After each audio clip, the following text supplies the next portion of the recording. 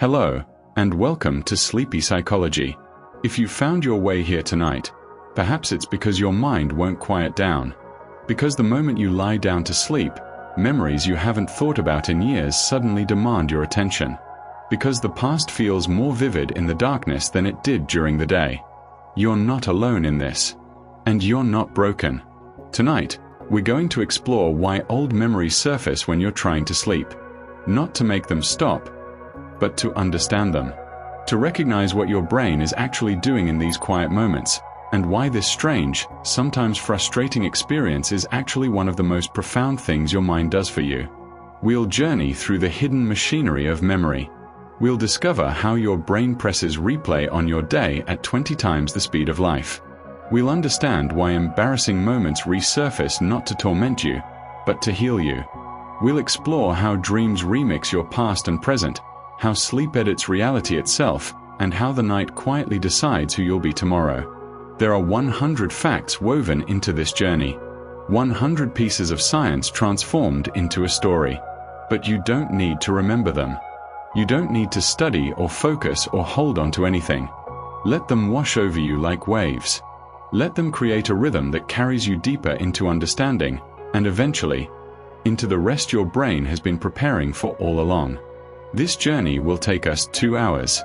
2 hours where you can finally stop trying to control your thoughts, stop fighting the memories that surface, and simply let your brain do what it's been waiting all day to do. Before we begin, get comfortable. Adjust your pillows. Let your body settle completely into the surface beneath you. Take a slow breath in, and release everything you've been carrying today. Again, breathing in the quiet, breathing out the noise. One more time. In, and let go. If memories are already surfacing, that's perfectly natural. If your mind feels restless, searching, replaying moments from today or years ago, that's exactly right. You're not doing anything wrong. Your brain is simply beginning its nighttime work. And over the next 2 hours, you'll understand why. So soften your gaze. Relax your jaw. Let your shoulders drop away from your ears. You are safe here. The memories that come are not your enemies. They're messengers. And your brain already knows what to do with them. You don't have to manage this process. You don't have to control it. You simply have to be here, breathing, listening, allowing. And now, let's begin this gentle journey together, into the quiet moment before sleep, into the hidden orchestra of your sleeping brain, into the understanding of why memories rise and how they help you become who you're meant to be. Breathe, settle, trust, and let's begin. Have you ever noticed how the moment you lie down to sleep, your mind seems to wake up? You close your eyes, ready for rest, and suddenly there they are, memories you haven't thought about in years. A conversation from childhood. The smell of your grandmother's kitchen. That embarrassing moment from high school that makes you wince even now. It's strange, isn't it? All day long, your mind was occupied with tasks, decisions, the noise of living. But now, in the quiet, the past comes flooding back. There's a reason for this. And it's not random. Your brain has been waiting for this moment. Throughout your day, different parts of your brain work like members of an orchestra, each playing their part in the symphony of consciousness. But here's something remarkable that scientists have discovered. Not all of your brain falls asleep at the same time. While you're lying there, certain regions begin to drift into sleep while others remain alert, still processing, still working. It's like a city at night, where some neighborhoods go dark while others stay illuminated. This in-between state, this threshold between waking and sleeping, creates a unique environment in your mind. One where the rules change. As you settle into stillness, something else is happening beneath the surface. Your brain temperature begins to drop. It's subtle, just a degree or two, but this small change matters more than you might think. Temperature affects the speed at which your neurons fire, the pace at which memories move through your mind. As your brain cools, memories begin to replay at different speeds, some slower, some in fragments, like old film reels being examined frame by frame. And then there's the stillness itself. All day, you've been moving. Walking, driving, typing, reaching, turning. Your body has been in constant conversation with the world around you. But now, lying in bed, you've finally stopped. You've removed yourself from the external chaos. There are no notifications to check, no questions to answer, no immediate decisions to make. In this stillness, the distractions fade. The silence that surrounds you isn't empty. It's full of possibility. It's space. Space for your mind to wander without direction, without purpose. During the day, your attention is pulled in 100 directions. But here, in the dark, in the quiet, there's nothing demanding your focus. And so your mind does what it's been waiting to do all along. It turns inward. Deep within your brain, in a small seahorse-shaped structure called the hippocampus, something remarkable begins to happen. The hippocampus is your memory's librarian, the keeper of experiences, the architect of your personal history. Throughout the day, it's busy cataloging new information, filing away the present moment. But during rest, its role changes. It becomes more active, more engaged in a different kind of work. It starts pulling files from the archives. Your brain shifts into what scientists call offline mode. It's not shutting down, far from it. It's simply changing tasks. Instead of processing the external world, it turns its attention to the internal one. It begins to sort through the day's experiences, comparing them with older memories, looking for patterns, making connections you didn't see before. And in this mode, with nothing competing for attention, the old memories finally have room to surface. They've been there all along, waiting. Stored in the networks of your brain, encoded in the connections between neurons. But during the day, they couldn't break through. There was too much noise, too much happening in the present moment. Your conscious mind was too busy to notice them. But now, there's space. Now, there's time. The memories that appear aren't random. They're rising for a reason, though that reason might not be immediately clear. Your brain is doing something important in these quiet moments before sleep. It's reviewing, consolidating, integrating. It's taking the experiences of your life and weaving them into the story of who you are. So when you lie down tonight and those old memories begin to surface, don't fight them. Don't wonder why your mind won't simply be quiet and let you sleep. Understand that this is your brain doing exactly what it's meant to do. This is the moment it's been waiting for all day. The moment when there's finally room for the past to speak. While you rest in the darkness, believing you're doing nothing, your brain has already begun its work. And what it does in these early moments of sleep is something almost magical. It presses replay. Not the slow, contemplative replay of reminiscing. Not the gentle drift of daydreaming. This is something faster, more efficient, more purposeful. Your brain takes the experiences of your day and runs them back through your mind in fast forward, like someone scanning through hours of footage looking for the important scenes. And here's what's remarkable. The same neurons that fired when you first experienced something during the day fire again now, in the same patterns, in the same sequences. When you learned something new this morning, certain cells lit up in your brain, creating a pattern of electrical activity. Now, as you lie here, those exact same cells are lighting up again. Your brain is quite literally reactivating the experience. But it's doing so at an astonishing speed. Memory replay can run up to 20 times faster than real life. A conversation that took 5 minutes this afternoon might replay in your mind in just 15 seconds. An entire experience compressed, condensed, reviewed at lightning speed. Your brain is scanning through the day's events, not to relive them, but to decide which ones are worth keeping. Sometimes, curiously, your brain plays these memories backward. Scientists discovered this by watching the firing patterns of neurons in sleeping brains. The sequence would run forward, then suddenly reverse, like a film playing in rewind. Why does it do this? The answer isn't entirely clear, but researchers believe it might help the brain examine experiences from different angles, testing the connections, strengthening the neural pathways. This entire process is triggered by something called sharp-wave ripples. These are brief bursts of electrical activity that sweep through your hippocampus like waves across water. Each ripple lasts only a fraction of a second, but in that tiny window of time, an entire memory can be replayed. The ripple acts like a signal, telling your brain, "Now, review this." Now, process that. Each replay unfolds over just a few seconds. Blink and you'd miss it. Yet in those seconds, your brain is doing extraordinary work. It's taking a temporary memory, something that existed only in the delicate electrical patterns of your hippocampus, and beginning to transform it into something more permanent, distributing it across your cortex, weaving it into the larger fabric of who you are. And this doesn't happen just once. Multiple memories replay throughout the night. Your brain doesn't work on one experience and then stop. It cycles through dozens, perhaps hundreds of memories, reviewing them in waves. Some memories get replayed multiple times across the night, each repetition strengthening them further. Others replay once and then fade, deemed unimportant, let go. In a single sleep session, your brain can flicker between 15 different experiences or more. One moment it's reviewing a conversation from the afternoon, the next it's back in last week's meeting, then suddenly it's revisiting something from this morning. The sequence isn't chronological. It's not organized by topic or emotion. It seems almost random, but it's not. Your brain has its own logic, its own priorities.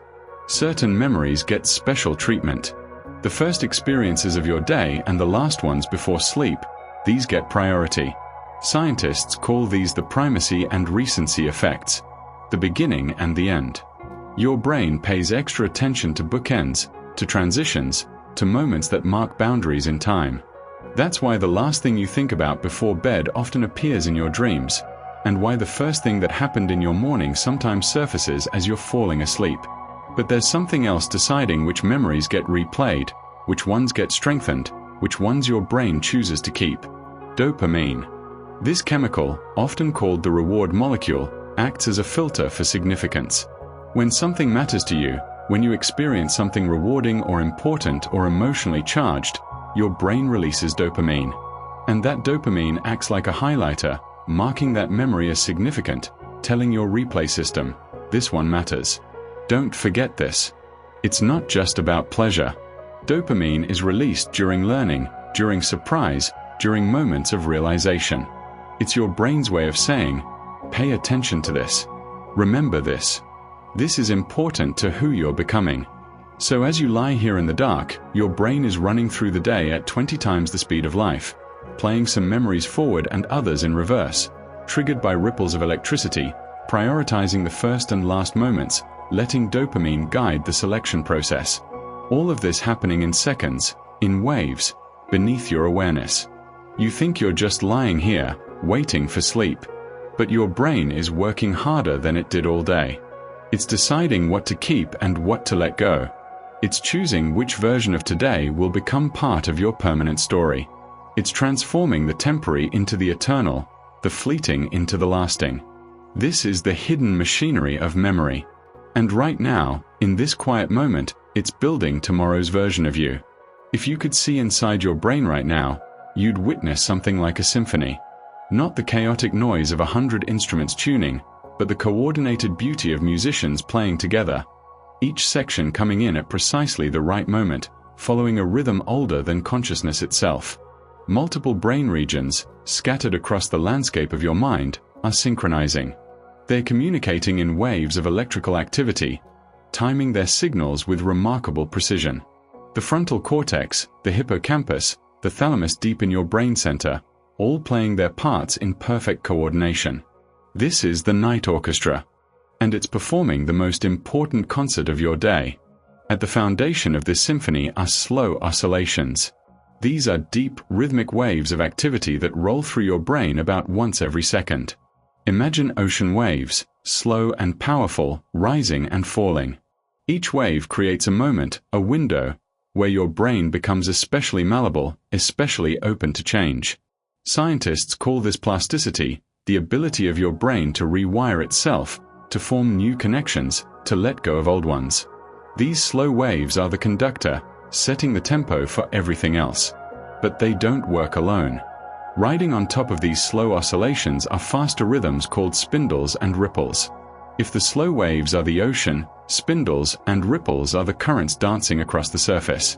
Sleep spindles are brief bursts of activity, lasting just a second or two, spinning through your brain at 15 cycles per second. They appear in clusters, in patterns, always in coordination with the deeper slow waves below them. And the ripples, those sharp wave ripples we talked about before, they time their appearance with extraordinary precision. They emerge at the peak of the slow wave, in that exact moment when your brain is most receptive, most ready to process and change. The coordination is almost too perfect to believe. Then there are theta bursts, another rhythm in the orchestra, these ones originating in your hippocampus. Theta waves pulse at about 5 to 8 cycles per second, creating a heartbeat-like rhythm that triggers memory cycles.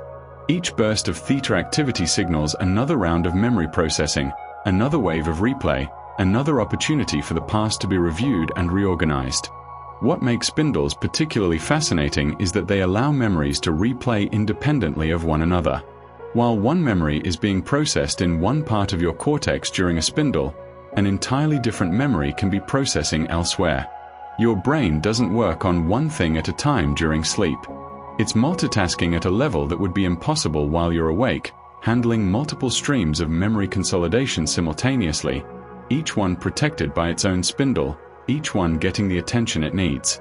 All of these oscillations, these rhythms and waves, they don't stay in one place. They sweep across your brain like weather patterns moving across a continent. A slow wave begins in the front of your brain and rolls backward. A spindle emerges in one region and spreads to others. The ripples appear in the hippocampus and their effects radiate outward. Your entire brain is participating in this. And as these waves move through your neural networks, as memories replay in their carefully timed windows, something profound is happening at the level of individual brain cells. Memory replay strengthens some synapses. Synapses are the connections between neurons, the tiny gaps where one brain cell communicates with another. Every memory you have exists as a pattern of these connections, a network of cells linked together. When a memory replays during sleep, when those neurons fire again in the same pattern, the connections between them grow stronger. The synapses become more efficient, more reliable. The memory becomes more stable. This is how temporary memories become permanent. This is how something that happened today becomes something you can remember for years. But here's what's equally important, equally necessary, and often overlooked. Sleep also weakens synapses.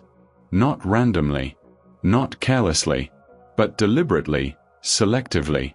As some connections are strengthened, others are allowed to fade. Your brain is making choices, deciding what matters and what doesn't, what should remain vivid and what can blur into the background. If your brain strengthened every connection, every synapse, every memory equally, you'd be overwhelmed. You'd remember everything with the same intensity, the same clarity. The important and the trivial would have equal weight. You'd be drowning in detail, unable to see patterns, unable to learn. So your brain does both. It consolidates and forgets at the same time.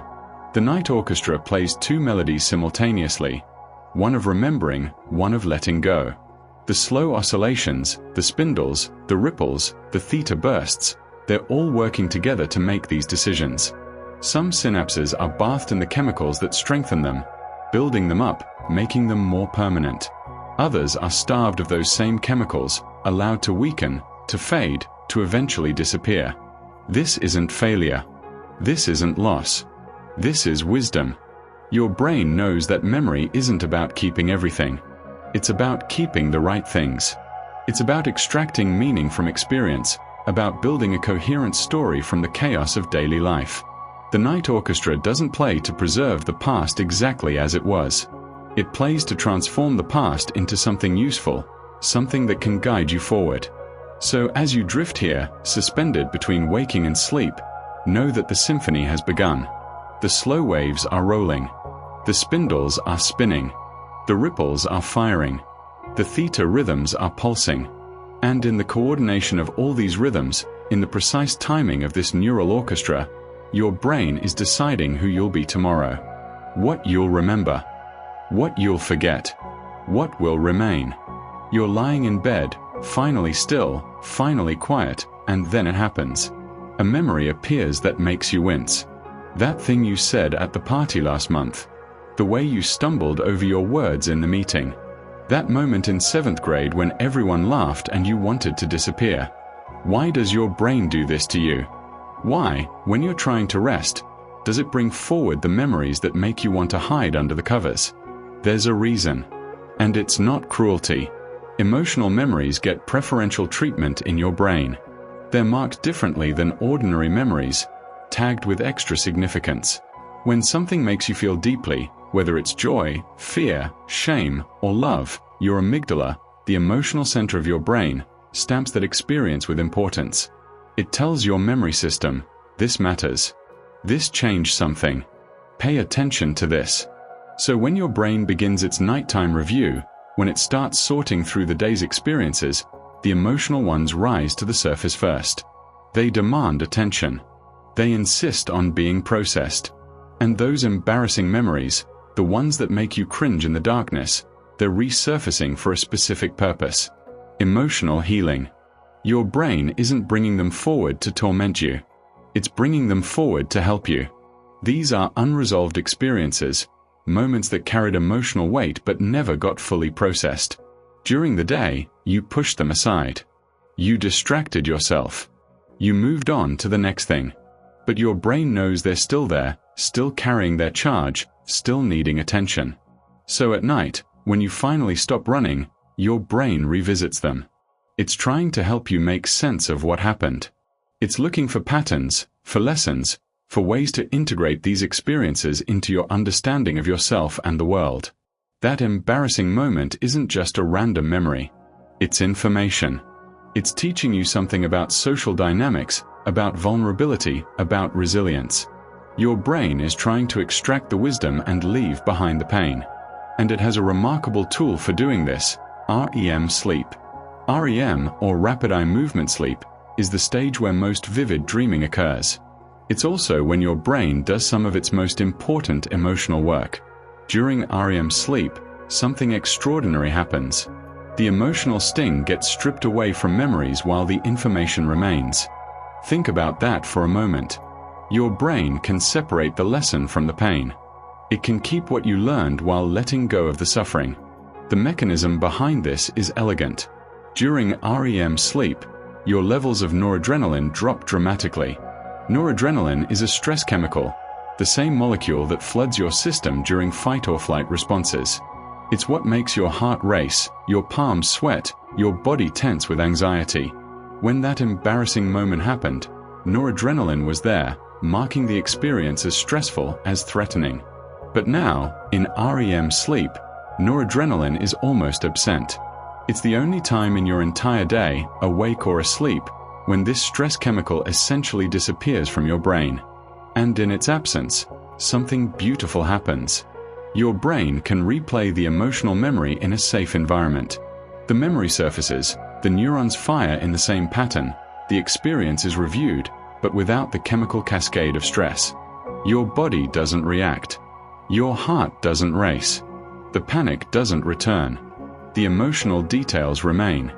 You still remember what happened, how it felt, why it mattered. But the stress fades. The intensity softens. The sharp edges become smooth. This is why old memories don't hurt the way they used to. This is why something that devastated you years ago can now be recalled with relative calm. REM sleep has been working on it, night after night, replaying it in the absence of noradrenaline, slowly, patiently extracting the poison while keeping the memory intact. Research has shown that people who have more emotional dreams actually process their feelings better. The dreams themselves are doing work. They're creating a space where emotions can be felt, examined, and integrated without the full force of stress chemicals overwhelming the system. The more your brain dreams about emotional content, the better it gets at processing those emotions during waking life. And here's something even more hopeful. Positive dreams can soften negative memories. When your brain weaves positive imagery into dreams that contain difficult material, when it places moments of beauty or success or connection alongside the harder memories, it's not just random dream logic. It's therapeutic. The positive content helps to recontextualize the negative, to place it in a broader emotional landscape where it's not the only thing, not the whole story. You had that embarrassing moment, yes. But you've also had moments of grace, of competence, of being loved. Your brain knows this. And in dreams, It brings these different emotional truths together, helping you build a more balanced, more resilient sense of yourself. So when you lie here and those uncomfortable memories surface, when your brain brings forward the moments you'd rather forget, try to see it differently. Your brain isn't being unkind. It's being a healer. It's taking experiences that hurt you and slowly, carefully, night after night, transforming them into something you can carry without pain. The memory will remain. The lesson will stay with you. But the suffering will fade. This is the gift of emotional processing during sleep. This is why your brain needs to revisit what's unresolved. Not to keep you awake with worry, but to set you free from the weight of unprocessed emotion. Trust it. Let the memories come. Let them be reviewed in the safety of this darkness, in the chemical calm of REM sleep. Your brain knows what it's doing. It's healing you while you rest. You might think that when you dream about your childhood home, or that conversation you had yesterday, or the face of someone you used to know, you're simply watching a replay of the past. But that's not what's happening. Dreams rarely replay memories directly. If you pay close attention to your dreams, you'll notice something strange.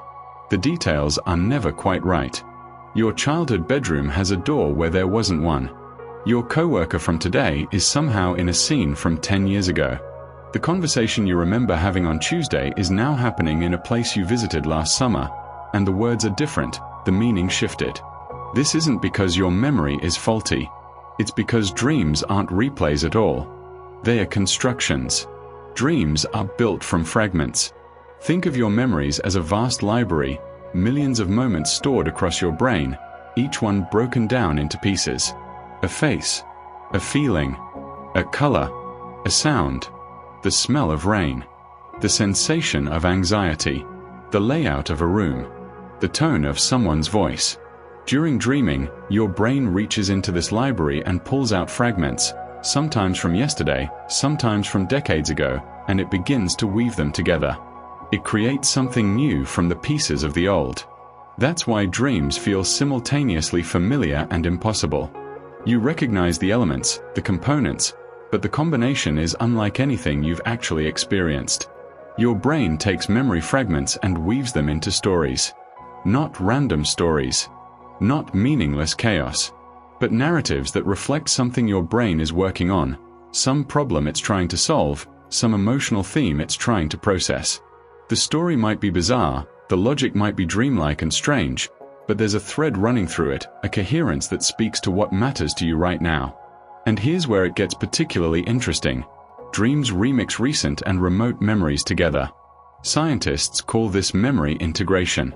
Your brain takes something that happened yesterday and places it in conversation with something that happened years ago. It finds patterns between experiences separated by time. It discovers that the anxiety you felt in today's meeting has the same emotional signature as something you felt in childhood. It recognizes that the way someone looked at you this afternoon echoes a moment from another relationship, another time. By remixing recent and remote memories, your brain is doing something profound. It's building a coherent self across time. It's showing you that your experiences aren't isolated incidents, but part of larger patterns, ongoing themes in the story of who you are. There's evidence that this process may start in the hippocampus first. Remember, the hippocampus is your memory's librarian, the keeper of personal experiences. As REM sleep begins, the hippocampus may be the first region to activate, pulling memory fragments from storage, sending them outward to the cortex where they can be woven into dream narratives. It's like the hippocampus is handing raw materials to the creative centers of your brain and saying, "Here, make something from this. Find the connections. Tell the story." And the stories matter.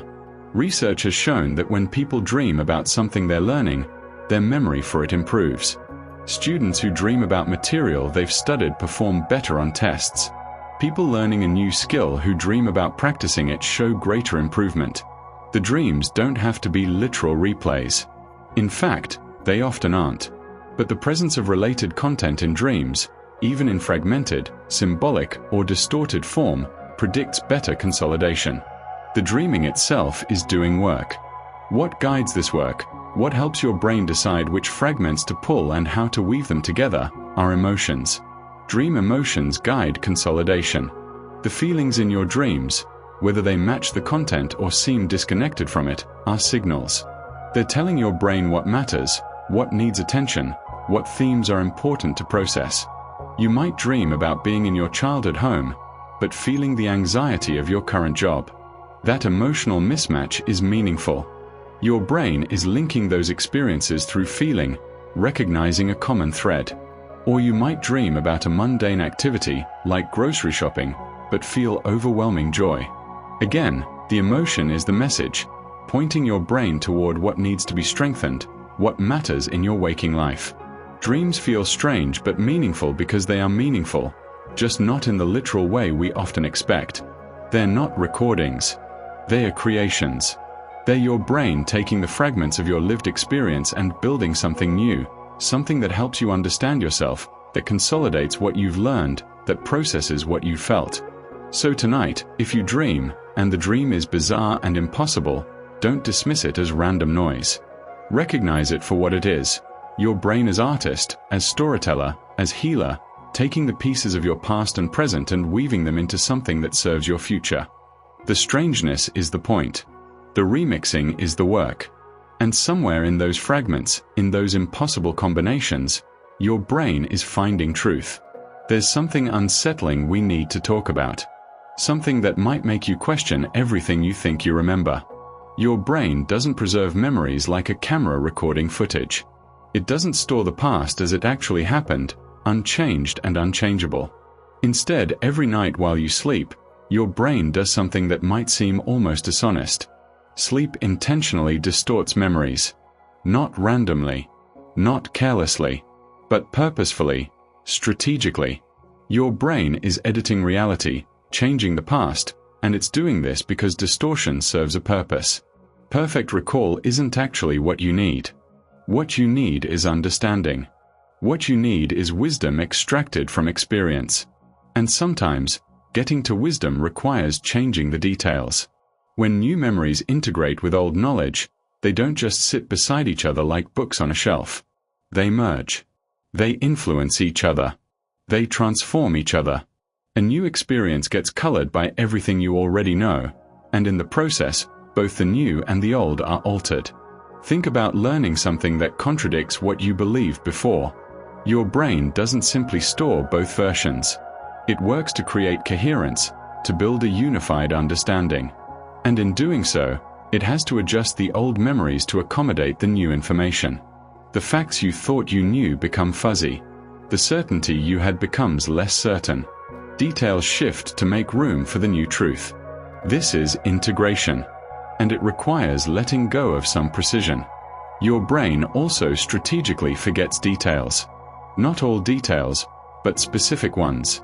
The ones that don't matter in the larger scheme of things. What you wore on a Tuesday 3 months ago. The exact wording of a conversation. The specific shade of blue on a sign you passed. These details are dropped intentionally because keeping them would crowd out what's important. Your brain has limited resources, limited storage capacity, and it has to make choices. So it asks itself, what serves you going forward? What helps you navigate the world? What patterns, what lessons, what general understanding will make you wiser? And everything else? It lets it go. But here's where it gets even more complicated, even more strange. Sleep can create false memories. Memories of things that never happened. Your brain, in its work of integration and consolidation, can generate experiences, conversations, details that are entirely invented. These false memories don't feel false. They feel as real as anything else you remember. They come with the same sense of certainty, the same vivid detail. And when scientists look at brain scans of people recalling false memories versus true ones, they find something remarkable. False and true memories activate the same regions.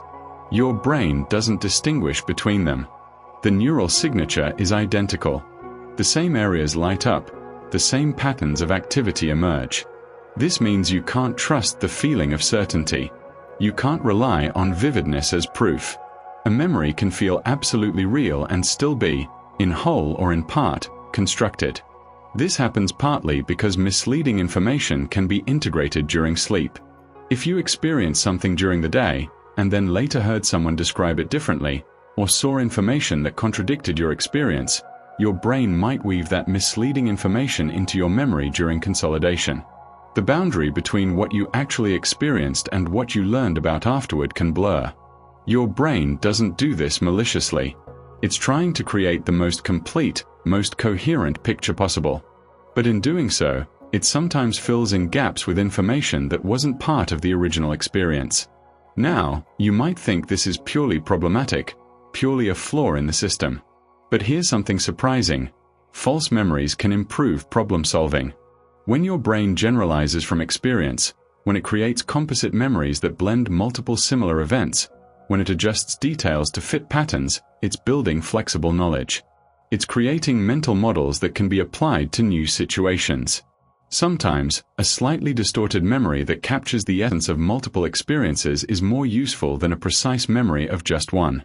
If you remember that cafes are usually loud in the morning, even if that's a generalization that your brain constructed from several visits to different cafes, some of which weren't actually that loud, that generalized memory helps you. It guides your decisions. It shapes your expectations in useful ways. This is why generalization sometimes replaces precision. Your brain is making a trade. It's sacrificing exact detail in favor of broader understanding. It's choosing wisdom over accuracy. And most of the time, this serves you well. You don't need to remember every specific instance of something to understand the pattern. You don't need perfect recall of every conversation to know how someone usually communicates. You need the gist. You need the meaning. You need the lesson.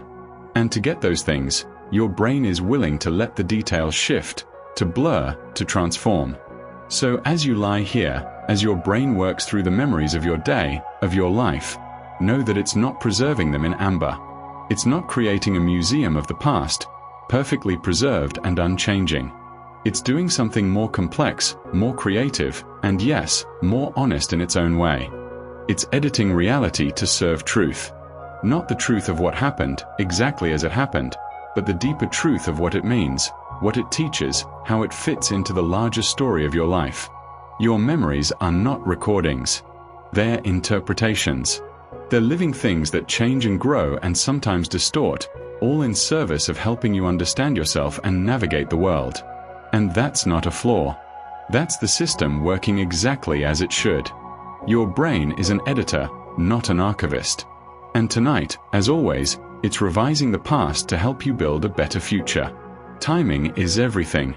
You can study for hours, practice a skill until your hands ache, focus with all your attention on learning something new. But if you don't sleep soon after, much of that effort will be lost. The information will fade like writing in sand, washed away before it can become permanent. Sleep must happen soon after learning. This isn't just a general principle. It's a narrow window of opportunity. The memories you form during the day exist initially in a fragile state, held temporarily in your hippocampus, vulnerable to interference, to decay, to being overwritten by whatever comes next. They need to be consolidated, transferred into more stable storage in your cortex. And that process needs to begin quickly. The longer you wait, the more you lose. This is why all-night cramming sessions are so inefficient. Yes, you might get the information into your head for the exam the next morning. But a week later, a month later, it's gone. Because you never gave your brain the chance to do its consolidation work. You never gave sleep the opportunity to transform that temporary learning into lasting knowledge. But here's something remarkable. Even a tiny amount of sleep helps. Even a 6-minute nap has measurable benefits for memory. 6 minutes. That's less time than it takes to watch a short video, less time than most people spend checking social media. But in those 6 minutes of sleep, your brain begins the consolidation process. It starts replaying what you learned. It initiates the transfer from temporary to permanent storage. The memory becomes more stable, more resistant to forgetting. Of course, 6 minutes gives you only a taste of what sleep can do. For more substantial benefits, for real restoration and enhancement of learning, you need more time. A 60 to 90-minute nap can dramatically boost performance. In this longer window, you move through multiple sleep stages. You get slow-wave sleep, where the deepest consolidation happens. You might even reach REM sleep, where memories are integrated and emotional processing occurs. This kind of nap doesn't just preserve what you learned. It can actually improve it, refine it, help you understand it more deeply than you did before the nap. Students who take a 90-minute nap after studying perform better on tests than those who stayed awake the whole time. Athletes who nap after practicing a skill show greater improvement than those who don't. The nap isn't wasted time. It's when the real learning happens. And there's another crucial benefit. Naps restore hippocampal learning capacity. Your hippocampus, that memory librarian we've talked about, it gets tired. After hours of encoding new information, taking in experiences, processing the world, it becomes saturated. Its capacity to form new memories diminishes. You've probably felt this, that sensation late in the day when new information just won't stick, where you read the same paragraph 3 times and still can't recall what it said. Your hippocampus is full. But sleep clears it out. Sleep moves memories from the hippocampus to the cortex, freeing up space for new learning. A nap in the middle of the day can reset your capacity to learn, giving you a fresh start, as if your mental workspace has been cleared and organized, ready for the afternoon's demands. Research has shown that a well-timed nap can equal hours of extra study time. Not in terms of exposure to material, but in terms of actual retention and understanding. An hour of study, followed by a nap, followed by another hour of study produces better results than 3 straight hours of study without rest. The nap makes the studying more effective. It multiplies the value of your effort. But there's an interesting nuance here. Habitual nappers benefit more. If you're someone who naps regularly, who has built it into your routine, your brain gets better at using that time efficiently. It learns to enter the right sleep stages quickly. It knows what to do with this window of rest. First-time nappers get benefits too, but regular nappers show enhanced effects. Their brains have optimized the process. It's like any skill. The more you practice it, the better you get at it. And napping, it turns out, is a skill your brain can learn. There's one more fascinating detail about how sleep and learning interact. The memory benefits occur in the learning hemisphere. Your brain has 2 hemispheres, left and right, and they don't always work on the same thing simultaneously.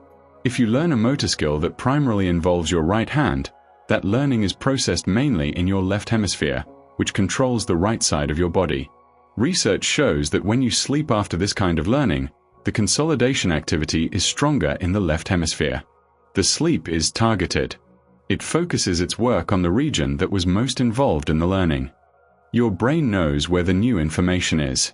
It knows which networks need strengthening, and it directs its consolidation resources accordingly. This means sleep isn't just a general maintenance process.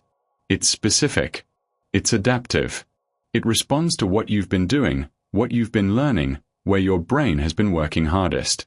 So if you're trying to learn something, anything, remember this. The learning doesn't end when you close the book or put down the instrument or finish the practice. The learning continues in sleep. That's when the temporary becomes permanent. That's when the effort turns into ability. Don't wait too long. Give your brain the sleep it needs soon after learning. Even a brief nap can make a difference. A longer one can transform your capacity. Sleep isn't a break from learning. It's where learning is completed. It's where effort becomes skill, where information becomes knowledge, where today's struggle becomes tomorrow's competence. Trust the process. Close your eyes. Let your brain do its work. The timing matters.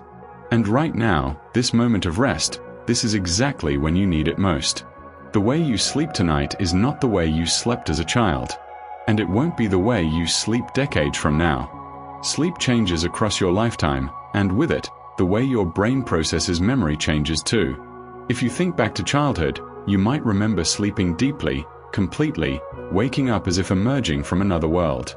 There's a reason for that feeling. Children have more deep sleep. Far more than adults. When a child sleeps, they spend much more time in slow-wave sleep, that deepest stage where the brain's slow oscillations roll through like powerful waves, creating those windows of plasticity we talked about earlier. A child's brain is building itself, forming millions of new connections every day, and it needs this deep sleep to consolidate all that learning, all that growth. And because of this abundance of deep sleep, children consolidate memories better than adults do. Their brains are optimized for learning. Every experience is new. Every day brings information that needs to be integrated, skills that need to be practiced, knowledge that needs to be stored. A child's sleep is designed for this work. The architecture of their night supports intensive memory consolidation in a way that adult sleep simply doesn't match. This doesn't mean children remember everything better. In fact, they often don't, because their prefrontal cortex, the part of the brain responsible for organizing and retrieving memories strategically, isn't fully developed yet. But the raw consolidation, the process of taking new information and making it stick, that works beautifully in childhood. Sleep-dependent learning changes with age. As you move from childhood through adolescence into adulthood, the way your brain uses sleep for learning shifts. Teenagers still get substantial deep sleep, though less than children, and their memory consolidation remains strong. But it's during these years that sleep patterns start to change in other ways too. The timing shifts. Teenagers naturally want to stay up later and wake up later, a biological reality that often conflicts with school schedules but reflects genuine changes in their circadian rhythms. Then comes middle age, and something begins to change more noticeably. Middle age reduces consolidation. Not catastrophically. Not all at once. But measurably. Adults in their 40s and 50s don't consolidate memories quite as effectively as they did in their 20s. The difference isn't dramatic for most people, but it's there. The replay mechanisms work less efficiently. The coordination between brain regions during sleep becomes less precise. The chemical environment that supports memory consolidation shifts. Part of this is simply biological aging, but part of it relates to changes in sleep quality that often accompany middle age. Stress, responsibilities, hormonal changes, physical discomfort, all of these can fragment sleep, reduce its depth, interrupt the very processes that support memory. And as you move into older adulthood, the changes become more pronounced. Older adults get less slow-wave sleep. Significantly less. The deep sleep stages that were so abundant in childhood become sparse in older age. Some older adults get almost no slow-wave sleep at all. Their sleep becomes lighter, more fragmented, easier to disturb. They wake more frequently during the night. They spend more time in the lighter stages of sleep and less in the deep, restorative stages where memory consolidation is most effective. This isn't a failure of the person. It's a biological reality of aging. The brain mechanisms that generate slow-wave sleep become less effective over time. The neurons that create those deep, synchronized oscillations fire less reliably. The chemistry changes. And because of this, memory benefits weaken with age. Older adults show reduced memory improvement from sleep compared to younger adults. Learning something new and then sleeping on it doesn't provide the same consolidation boost it once did. The replay happens less frequently. The strengthening of synapses is less efficient. The transfer from hippocampus to cortex proceeds more slowly. This is why many older adults notice that new information doesn't stick the way it used to. It's not just about attention or initial encoding, though those can change with age too.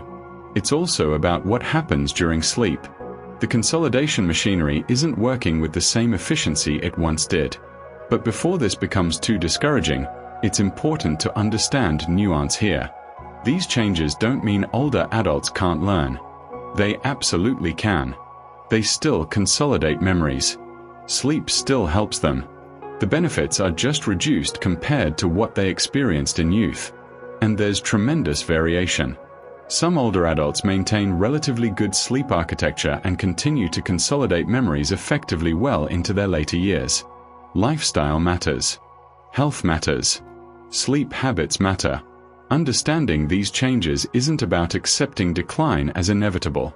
It's about recognizing what's happening so you can work with it rather than against it. If you're in middle age or beyond and you notice that sleep isn't serving your memory the way it used to, there are still things you can do. Prioritizing sleep becomes even more important, not less. Creating conditions for the deepest sleep possible. Managing the factors that fragment sleep. Being patient with yourself and recognizing that learning might take more repetition, more time, more reinforcement than it once did. The night changes as you age. The architecture of sleep shifts. The efficiency of memory consolidation declines. But the fundamental processes are still there, still working, still trying to serve you. Your brain at 60 is still trying to learn, still trying to consolidate, still trying to help you make sense of experience and retain what matters. It's just working with different tools, different constraints, a different biological reality than it had at 6, or 16, or 26. And perhaps there's wisdom in this too. Perhaps the changes in sleep and memory across age reflect something about what each stage of life requires. Children need to absorb everything, to build a foundation of knowledge about the world. Adults need to maintain and apply what they know while still remaining adaptable. Older adults, perhaps, need less intensive encoding of new information and more access to the vast stores of wisdom they've accumulated. The night changes, but it continues, throughout life, to serve the person you are now, with the needs you currently have. Even if differently than before. Even if not as efficiently as you remember. It's still there, still working, still trying to help you hold on to what matters. You are not just like everyone else when you sleep. Your nights are uniquely yours, shaped by biology that goes back further than you might imagine, written into the very structure of your DNA. Hundreds of genes influence sleep timing. Not just one or two. Hundreds. They determine when you naturally feel tired, when you naturally wake up, how long you need to sleep, how deeply you sleep, how your body responds to light and darkness. These genes interact in complex ways, creating the particular sleep pattern that is yours alone. This is why it's so frustrating when people act as if sleep is just a matter of discipline or choice. As if everyone could simply decide to be a morning person or adjust to any schedule with enough willpower. Your sleep timing isn't a preference. It's biology. It's genetic architecture built over millennia. And some of that architecture is very old indeed. Some night owls carry Neanderthal genes. Yes, Neanderthal. When modern humans interbred with Neanderthals tens of thousands of years ago, some of those ancient genes persisted in our genome.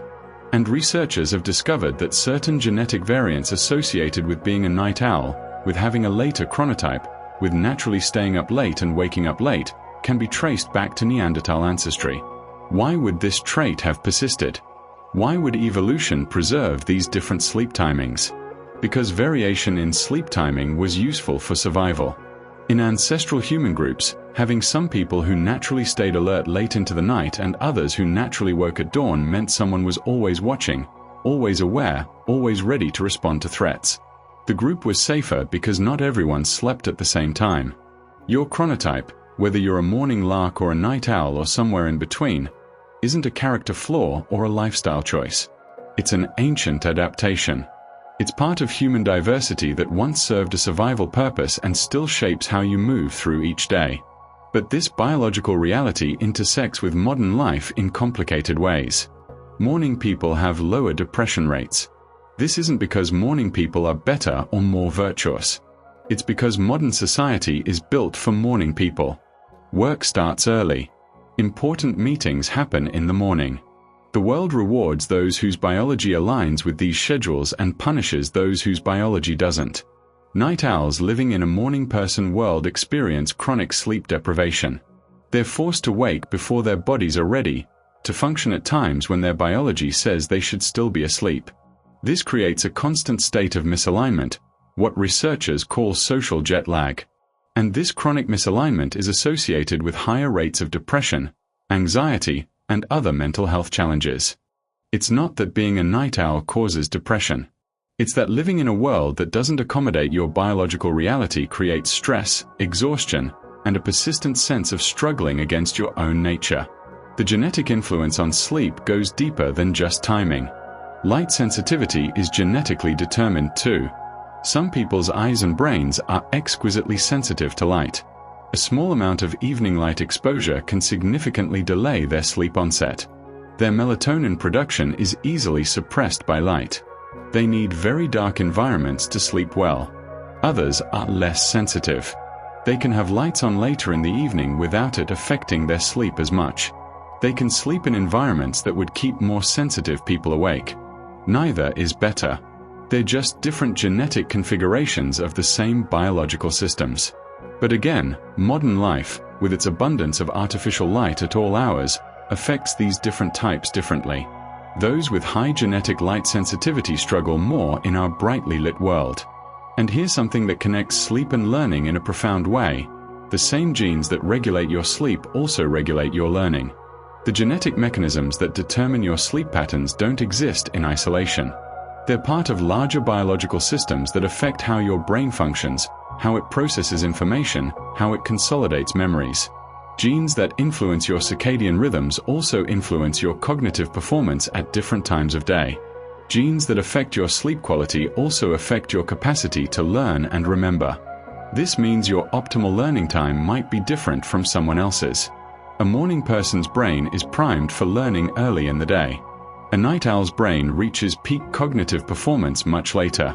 Asking both to learn at the same time, in the same way, ignores this fundamental biological reality. Your genes have shaped not just when you sleep, but how you think, when you think best, how effectively you can consolidate what you've learned. There's one more genetic connection that's particularly important to understand, especially as you age. APO links sleep and Alzheimer's risk.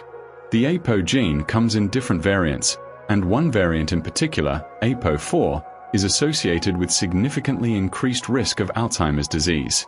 But researchers have discovered that this same genetic variant also affects sleep quality. People who carry APO4 tend to have more fragmented sleep, less slow-wave sleep, more sleep disturbances. And here's where it gets circular and complicated.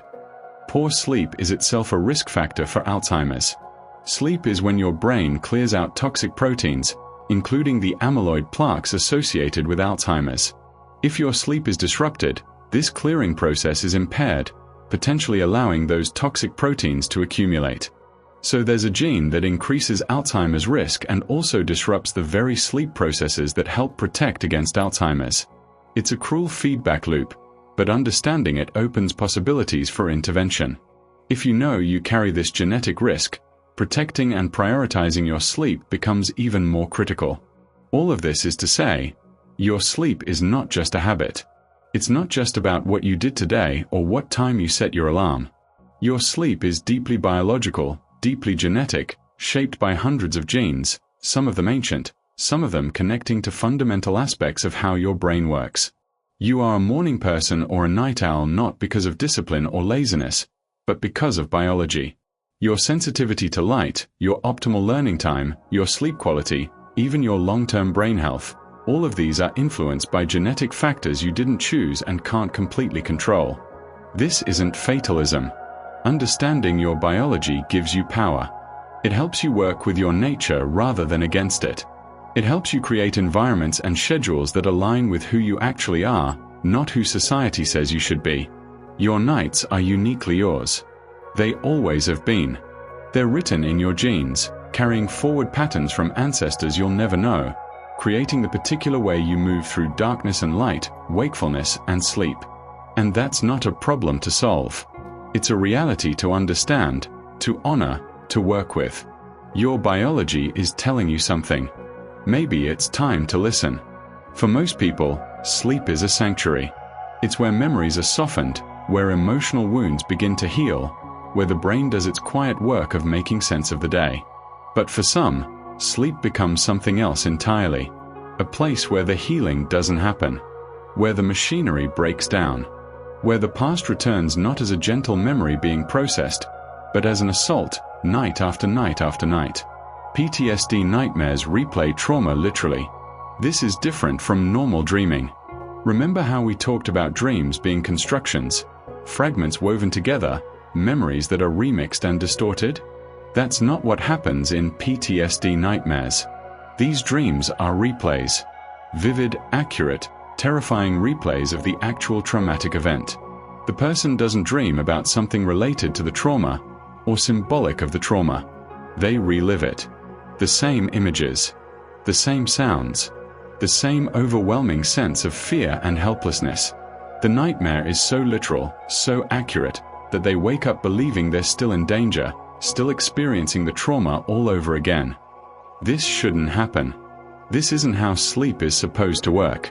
And researchers have discovered why it's happening. REM processing fails in PTSD. Remember that during normal REM sleep, noradrenaline, that stress chemical, drops to nearly zero. This allows the brain to replay emotional memories in a safe environment, without the full stress response, gradually stripping away the emotional charge while keeping the information. That's how traumatic experiences are supposed to be processed. That's how, over time, painful memories lose their power to hurt us. But in PTSD, this system breaks. During REM sleep, noradrenaline doesn't drop the way it should. It remains elevated, sometimes almost as high as during waking stress. So when the traumatic memory replays, the body responds with the full stress reaction. Heart racing, breathing rapid, panic flooding the system. The brain is trying to process the memory, but instead of healing it, it's re-traumatizing the person. The nightmare isn't therapy. It's repetition of the injury. And here's something particularly important. Sleep disturbances predict PTSD. Not everyone who experiences trauma develops PTSD. But researchers have found that people who have sleep problems in the immediate aftermath of trauma are much more likely to develop full PTSD later. The sleep disruption isn't just a symptom. It's part of the causal chain. When sleep is disrupted right after a traumatic event, the normal consolidation and emotional processing can't happen. The memory stays raw, unprocessed, dangerous. It doesn't get integrated properly. It doesn't get stripped of its emotional intensity. Instead, it consolidates in its traumatic form, complete with all the terror and helplessness of the original experience. Sleep could be the window of opportunity for preventing PTSD. If someone could get good, restorative sleep soon after trauma, the normal processing mechanisms might work. The memory might be integrated without becoming a source of ongoing torment. But when sleep is disrupted, that opportunity is lost. Scientists have also found that lower REM theta signals emotional dysregulation. Theta rhythms, those waves we talked about earlier that pulse through the hippocampus during REM sleep, they're supposed to coordinate memory processing. In healthy sleep, REM theta is strong and regular. But in people with emotional dysregulation, including PTSD, the theta activity during REM is reduced, weakened, irregular. This weaker theta signal suggests the coordination between brain regions isn't working properly. The hippocampus isn't communicating effectively with the emotional centers. The replay and processing of memories is happening, but the integration, the regulation, the transformation of the memory into something manageable, that's failing. And this pattern extends beyond PTSD. People who experience frequent nightmares, even without trauma, show abnormal theta activity during sleep. Frequent nightmares show abnormal theta. The theta rhythms are disrupted, uncoordinated. The normal architecture of memory processing is disturbed. These aren't just bad dreams. They're signs that something in the sleep-based emotional regulation system isn't working correctly. The brain is trying to process emotions, trying to integrate experiences, but the mechanisms are misfiring. PTSD and nightmare disorders aren't the only conditions where memory processing during sleep breaks down. Narcolepsy reduces sleep-based learning. Narcolepsy is a disorder where people fall asleep suddenly during the day and experience fragmented, disrupted nighttime sleep. Their sleep architecture is chaotic. They might enter REM sleep almost immediately when falling asleep, skipping the normal progression through sleep stages. They might wake dozens of times during the night. And because of this disruption, their sleep-dependent memory consolidation is impaired. People with narcolepsy show reduced benefits from sleep on learning tasks. They study something, they sleep, and the normal consolidation boost doesn't happen, or happens much less effectively than in people with normal sleep. It's not that they can't learn. They can. But they can't use sleep as a learning tool the way others can. One of the brain's most powerful mechanisms for transforming temporary learning into permanent knowledge is compromised. Another common sleep disorder affects memory in a different way. Sleep apnea impairs semantic memory. Sleep apnea is a condition where breathing stops repeatedly during the night, causing brief awakenings, disrupting sleep architecture, and reducing oxygen flow to the brain. People with untreated sleep apnea often don't even realize how fragmented their sleep is. but they notice the consequences during the day. Exhaustion, difficulty concentrating, and memory problems. Specifically, semantic memory, your memory for facts, for concepts, for general knowledge, this is particularly affected by sleep apnea. The repeated interruptions in breathing, the drops in oxygen, the fragmentation of sleep, all of these interfere with the consolidation processes that turn learned information into stable, accessible knowledge. Someone with sleep apnea might study for hours and retain very little. Not because they weren't paying attention, not because they lack intelligence, but because their sleep can't complete the work of consolidation. The knowledge never makes the transition from temporary to permanent. All of these conditions, PTSD, nightmare disorder, narcolepsy, sleep apnea, they show us what happens when the normal memory processing during sleep breaks down. They reveal how essential these nighttime processes are, not just for remembering facts or skills, but for emotional health, for psychological resilience, for the basic ability to integrate experience and move forward. When memory processing breaks, people get stuck. Stuck in trauma. Stuck in fear. Stuck unable to learn effectively from experience. The past doesn't become integrated. It remains raw, intrusive, overwhelming, or it simply fades away without being properly encoded. But understanding these breakdowns also gives us hope. Because if we understand the mechanisms that fail, we can potentially fix them. Treatments for PTSD increasingly focus on sleep. Imagery rehearsal therapy helps people rewrite their nightmares. Prazosin, a medication that reduces noradrenaline, sometimes helps restore normal REM processing. Sleep interventions right after trauma might prevent PTSD from developing in the first place. For narcolepsy, medications that stabilize sleep architecture can improve memory consolidation. For sleep apnea, CPAP machines that keep airways open during sleep can restore normal breathing, normal sleep stages, and with them, normal memory processing. The machinery can break. But sometimes, with understanding and intervention, it can also be repaired. And for those struggling with these conditions, knowing that the problem isn't in their character, isn't a failure of will or strength, but is instead a breakdown in specific biological processes, that knowledge itself can be healing. You're not weak for having nightmares. Your REM processing system is malfunctioning. You're not lazy for struggling to learn. Your sleep architecture is disrupted. These aren't moral failings. They're medical realities. And increasingly, they're realities we know how to address. The night should be a place of healing, of consolidation, of transformation. When it's not, when the processing breaks, that deserves attention, understanding, and treatment. Your memories deserve to be processed properly. Your trauma deserves to be healed, not relived. Your learning deserves the support of healthy sleep. And when the machinery is broken, it's not your fault. It's a signal that you need help, that the biological systems need support. The night can become a sanctuary again. The processing can work again. The healing is possible, even when it feels like it never will be. What if you could choose which memories to strengthen? What if you could guide your brain during sleep, directing its attention to the things you most want to remember, the skills you most want to improve? This isn't science fiction. It's happening now, in laboratories around the world. And soon, perhaps, in bedrooms everywhere. Scientists can cue memories with sound. Here's how it works. You learn something during the day, say a list of word pairs, or the location of objects on a screen, or a musical melody. While you're learning, a specific sound plays in the background. Maybe it's a tone. Maybe it's a piece of music. Maybe it's something as simple as a beep. Your brain associates that sound with the learning.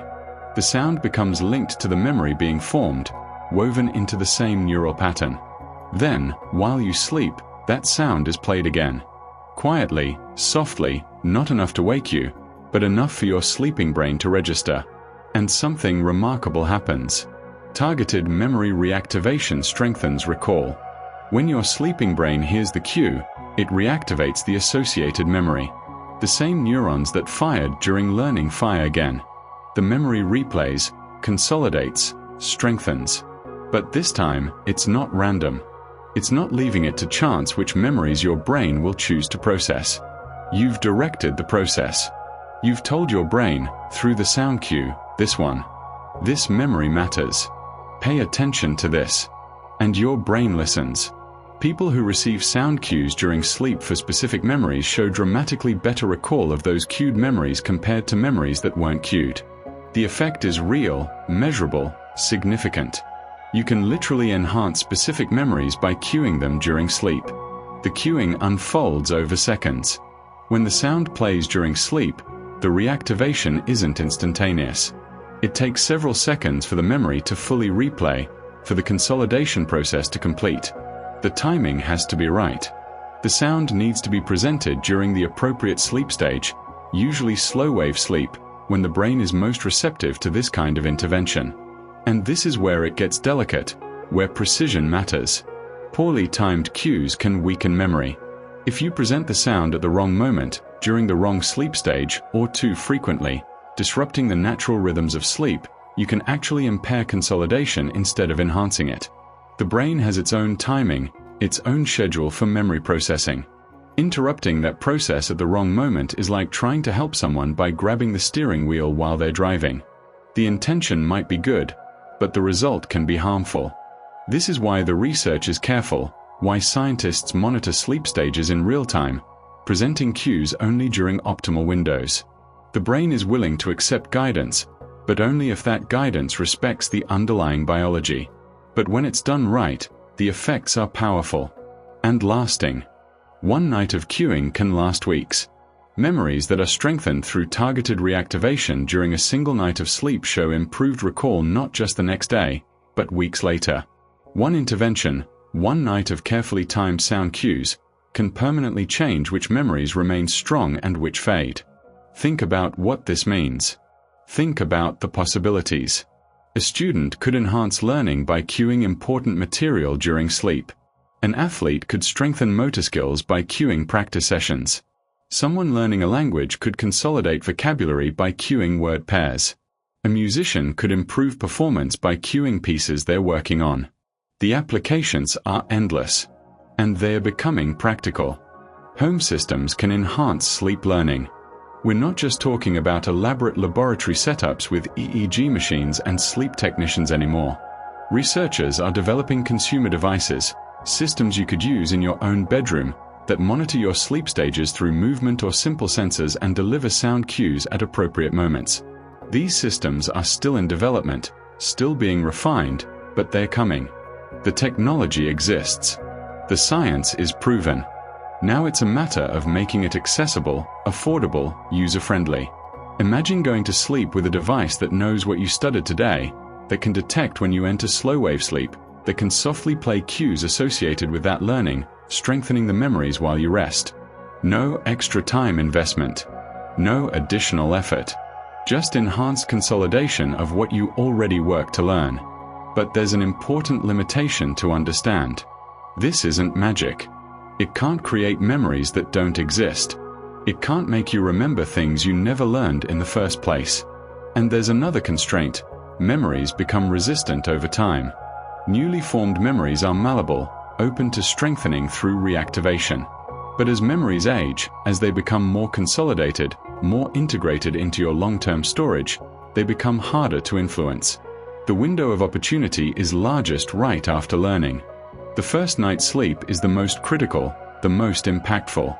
Old memories, ones that are already well established, don't respond as strongly to cueing. You can still affect them, but the effect is smaller. The brain has already decided that these memories are important enough to keep without prompting.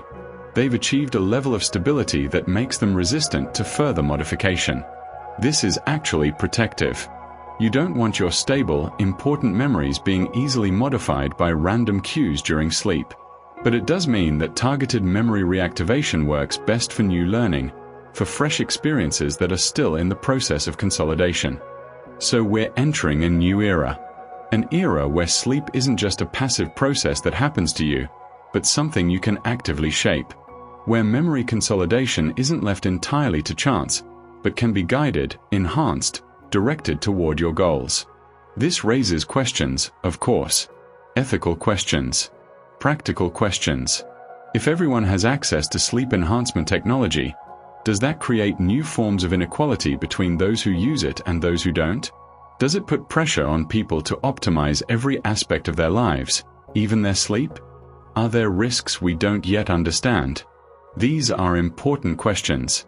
They deserve careful thought. But the fundamental discovery remains: your sleeping brain is receptive to guidance.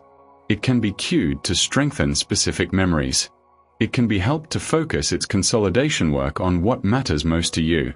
This isn't about controlling your brain or overriding its natural wisdom.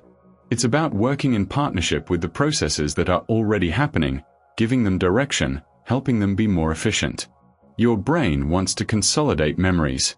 It's going to do that work whether you intervene or not. Targeted memory reactivation simply helps ensure that the memories you care about most get prioritized, get the consolidation support they need to last. And perhaps most remarkably, this is just the beginning. We're in the early stages of understanding how to interact with the sleeping brain. There's so much more to discover, so many possibilities we haven't yet explored. What if we could cue not just memories, but emotional processing? What if we could help the brain work through trauma more effectively, guide the stripping away of emotional charge from difficult memories? What if we could enhance creativity during sleep, prime problem-solving, facilitate insight? The sleeping brain is more accessible, more open to influence than we ever imagined. And we're just starting to learn how to have a conversation with it, to help it, to guide it, to work with it in shaping who we become. Your memories don't have to be left to chance. The consolidation process doesn't have to be random. You can have a voice in what you remember, what you strengthen, what you carry forward. The night is becoming something we can shape. And in shaping our nights, we shape our memories. And in shaping our memories, we shape ourselves. As you lie here in the darkness, as your breathing slows and your body settles into stillness, your brain is doing something beautiful. Something that looks both backward and forward at the same time. Sleep preserves old memories. All those experiences from years past, the ones that define who you are, the moments that shaped you, the lessons you learned the hard way, the love you felt, the losses you survived, all of that is being protected, strengthened, maintained. Your brain is tending to these memories like a gardener tending to established plants, making sure they remain rooted, remain alive, remain accessible when you need them. The past is being honored, kept safe. But that's not all that's happening. Because while your brain preserves what was, it's also preparing for what's coming. Sleep prepares new memories. Your brain isn't just consolidating what happened today. It's creating space for tomorrow. It's clearing out the temporary storage, organizing the filing systems, making room for whatever comes next. It's getting ready to learn again, to experience again, to take in the newness of another day. And here's something almost magical. Some neurons preconfigure tomorrow's learning. Scientists have discovered that during sleep, certain neurons begin to adjust their connections in anticipation of future learning. They don't wait passively for new information to arrive. They prepare themselves, priming the networks that will be needed, creating a neural landscape that's ready to receive and encode new experiences efficiently. Your brain is literally preparing itself for a future it hasn't yet seen. It's optimizing its architecture for tomorrow's challenges, tomorrow's discoveries, tomorrow's moments of connection and growth. And if you exercise today, if you moved your body, that movement is now paying dividends for your memory. Exercise boosts sleep-based memory.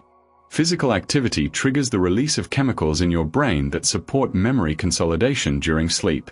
Exercise doesn't just strengthen your body. It strengthens the very processes that strengthen your mind. The movement you did while awake creates conditions that make your sleep more effective, more restorative, more powerful in its consolidation work. One of those chemicals is particularly important. BDNF supports consolidation. Brain-derived neurotrophic factor. BDNF. It's like fertilizer for your neurons, supporting their growth, their connections, their ability to change and adapt. Exercise increases BDNF. And BDNF, in turn, enhances the consolidation of memories during sleep. The physical and the mental are connected, each supporting the other in ways that honor the wholeness of who you are. But what happens when you don't sleep? When you try to push through without rest, sleep deprivation abolishes replay. Without sleep, the replay mechanisms stop. The memories don't consolidate. The synapses don't strengthen. The emotional processing doesn't happen. You can stay awake, you can force yourself to keep going, but you lose the very process that transforms experience into wisdom, that turns today's learning into tomorrow's competence. Sleep isn't optional. It's not a luxury. It's not something you can skip without consequence. Sleep is not rest. It's repair. It's not passive shutdown. It's active reconstruction. Your brain is working, perhaps harder than it worked all day, to maintain you, to organize you, to prepare you for what's coming. The stillness of your body allows the activity of your mind. The darkness creates space for invisible work to unfold. Right now, in this moment, your mind is quietly organizing you. All the fragments of today, all the experiences and conversations and moments of confusion or clarity, they're being sorted, categorized, integrated. Your brain is finding patterns you didn't consciously notice. It's making connections between today and last year, between this afternoon and childhood, between what you learned and what you already knew. You don't have to direct this. You don't have to manage it. It's happening beneath awareness, in the automatic wisdom of biological processes that have evolved over millions of years to serve exactly this purpose. And part of that organization involves something that might seem like loss, but is actually wisdom. Letting go is part of remembering. Your brain is deciding what to release, what details don't serve you anymore, what can fade without consequence. This isn't failure. This is curation. This is the necessary work of creating a coherent self from the overwhelming abundance of experience. If you kept everything, you'd be buried. Unable to see the patterns. Unable to extract meaning. Unable to function. So the brain softens the past. It blurs the edges of painful memories. It lets unnecessary details dissolve. It transforms exact recall into general understanding, specific moments into broader lessons. The past becomes something you can live with, something that informs you without controlling you, something that shaped you without defining you. And in softening the past, your brain simultaneously prepares the future. It's creating the mental space for new experiences. It's freeing up the resources for new learning. It's making sure you can wake up tomorrow not trapped in yesterday, but open to what comes next. Throughout the night, memories rise to the surface of your awareness, like bubbles in water, breaking through into consciousness for a moment. Memories rise. That conversation from last week. That smell from childhood. That moment of embarrassment or pride or love. They appear, briefly vivid, demanding attention. But then, just as naturally, they settle. Memories then settle. They sink back down into the depths, processed, integrated, no longer demanding immediate attention. They've been acknowledged. They've been reviewed. They've been given their moment. And now they can rest, stored away, part of your history but not your present burden. And here's the most important truth to understand as you drift towards sleep. Nothing is lost. Even what fades, even what you can't consciously recall, even the details that blur and dissolve, they're not truly gone. They're woven into the fabric of who you are. They've shaped your intuitions, your preferences, your responses to the world. They exist in you even when you can't point to them directly. But they are transformed. Everything is reshaped. Memory is not preservation. It's transformation. Every night, your brain takes the raw material of experience and reshapes it into something more useful, more meaningful, more integrated with the whole of who you are. This reshaping isn't random. It's not careless. Your brain has profound wisdom about what serves you. Your brain knows what to keep. It knows which memories need to remain vivid and which can fade. It knows which emotions need more processing and which can be released. It knows what will help you tomorrow and what belongs to yesterday. You don't have to consciously decide these things. Your brain, in its ancient wisdom, knows. So as the memories surface tonight, as the past comes forward in this quiet moment before sleep, you don't have to manage them. You don't have to sort them or judge them or push them away. You can simply let them be. Let them rise. Let them settle. Trust the process that's unfolding. Your brain is doing exactly what it's meant to do, taking the chaos of lived experience and slowly, patiently, night after night, transforming it into the story of you, strengthening what matters, softening what hurts, creating space for what's coming, preparing you for tomorrow while honoring yesterday. The night orchestra is playing. The slow waves are rolling. The memories are replaying and integrating and transforming. The emotional charge is being stripped from old wounds. The new learning is being consolidated.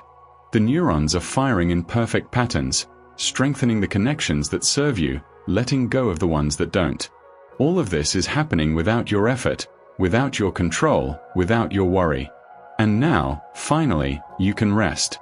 You can let go of trying to manage your memories, trying to control what surfaces, trying to force yourself into sleep or hold sleep away.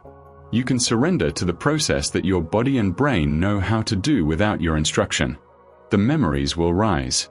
They always do. That's not a problem. That's not something to fight. It's a sign that your brain is working, that the processing is happening, that you're being taken care of by systems older and wiser than conscious thought. Let the memories come. Let them wash over you like gentle waves. They're not here to keep you awake. They're here to be processed, to be integrated, to be transformed from the sharp edges of recent experience into the smooth stones of lasting wisdom. And as they rise and settle, as your brain does its quiet work, as the night unfolds in its ancient rhythms, you can finally, fully, completely rest. Not because the work is done. It never is. There will always be more memories to process, more experiences to integrate, more tomorrow to prepare for. But because the work doesn't need you right now. It's happening. Without your management. Without your control. Your brain knows what to do. And now, you can trust it to do exactly that. The night is here. The memories have risen. And soon, they will settle. And you, finally, can sleep. Everything that needed to surface has surfaced. Everything that needed attention has been acknowledged. Now it's time to let the deeper processes take over, to let the consolidation happen, to let the healing unfold. Your brain knows what to keep. Your brain knows what to reshape. Your brain knows how to prepare you for tomorrow. And now, you can rest. Truly rest. Let the darkness hold you. Let the stillness support you. Let the ancient rhythms of sleep carry you forward into the night. The memories will take care of themselves. You've done your part by being here, by lying still, by giving your brain the space it needs. Now it's time to let go, to trust, to rest. The night will do its work. And tomorrow, you'll wake as a slightly different version of yourself, shaped by tonight's processing, prepared by tonight's consolidation, healed by tonight's transformation. But for now, there's nothing more to do, nothing more to think, nothing more to manage. Just rest, just breathe, just be here in the quiet darkness. Your memories know where to go. Your brain knows what to do.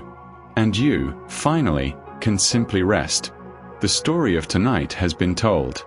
The memories have risen and will settle. And now, you can sleep.